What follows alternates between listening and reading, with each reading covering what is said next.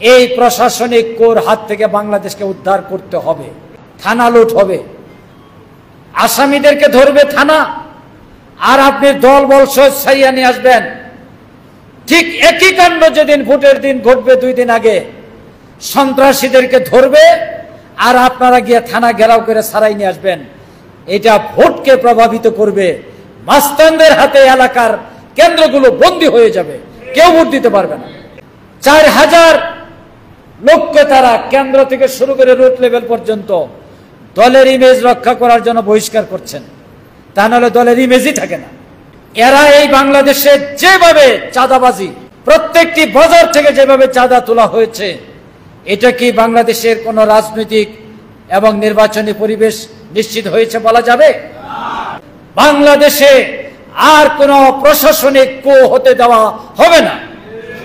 কারণ প্রশাসনের যারা লুকিয়ে আছেন তারা মনে করেন একটা বিশেষ দলকে ক্ষমতায় আনতে হবে, এটা তাদের দায়িত্ব না।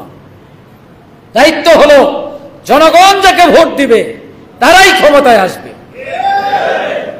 এই যে কু করে আপনারা ক্ষমতা আনার বদ অভ্যাস 2008 সালে হয়েছে, 2014 সালে তো কুয়েরই দরকার হয় নাই, 18 সালে হয়েছে, 24 সালে হয়েছে।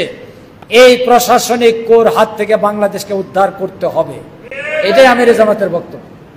তিনি আরেকটা বলেছেন, নির্বাচনের পরিবেশ কি তৈরি হয়েছে? এখনো নির্বাচনের পরিবেশ তৈরি হয় নাই। তিনি কিন্তু ফেব্রুয়ারি নির্বাচনের বিপক্ষে বলেন নাই। নির্বাচন ফেব্রুয়ারিতেই হবে। পরিবেশটা কোথায়? থানা লুট হবে, আসামিদেরকে ধরবে থানা, আর আপনি দল বল সাইয়া নিয়ে আসবেন। ঠিক একই কাণ্ড যেদিন ভোটের দিন ঘটবে 2 দিন আগে, সন্ত্রাসীদেরকে ধরবে আর আপনারা গিয়ে থানা ঘেরাও করে সারাই নিয়ে আসবেন।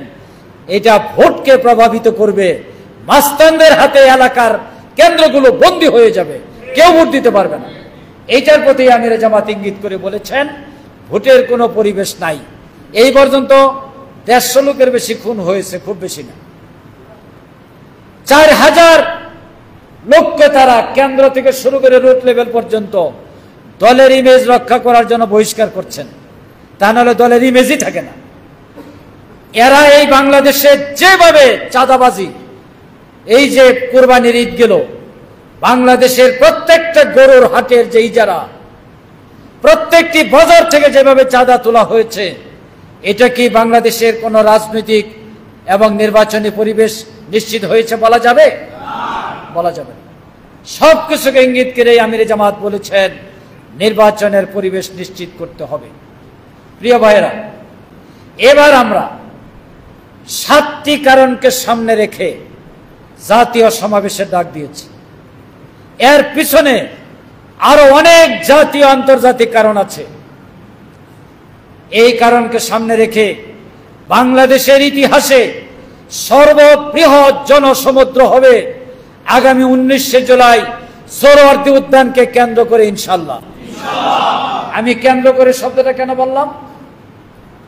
এই জন্য যে আপনারা ইতিমধ্যে জেনে ফেলেছেন, ঢাকা মহানগরীর টার্গেট হলো 5 লক্ষ লোক, দক্ষিণের হলো 5 লক্ষ লোক, কুমিল্লা 1 লক্ষ লোক, সারাউন্ডিং সমস্ত ডিস্ট্রিক্টগুলো 1 লক্ষের বেশি এক একটা জোন। সারা বাংলাদেশে লোকের যে আগমন ঘটবে, সোহরাওয়ার্দী হবে আমাদের কেন্দ্রবিন্দু। উত্তরবঙ্গ থেকে যারা আসবেন তারা এই আব্দুল্লাহপুর পার হওয়ার পর লোকের কারণে আর ঢাকায় প্রবেশই করতে পারবেন না, ইনশাআল্লাহ। সোহরাওয়ার্দী থেকে শুরু করে আব্দুল্লাহপুর পর্যন্ত লোকে লোকারণ্য হয়ে যাবে। সোহরাওয়ার্দী থেকে যাত্রাবাড়ি পর্যন্ত লোকে লোকারণ্য হয়ে যাবে। সোহরাওয়ার্দী থেকে গাবতলী পর্যন্ত লোকে লোকারণ্য হয়ে যাবে।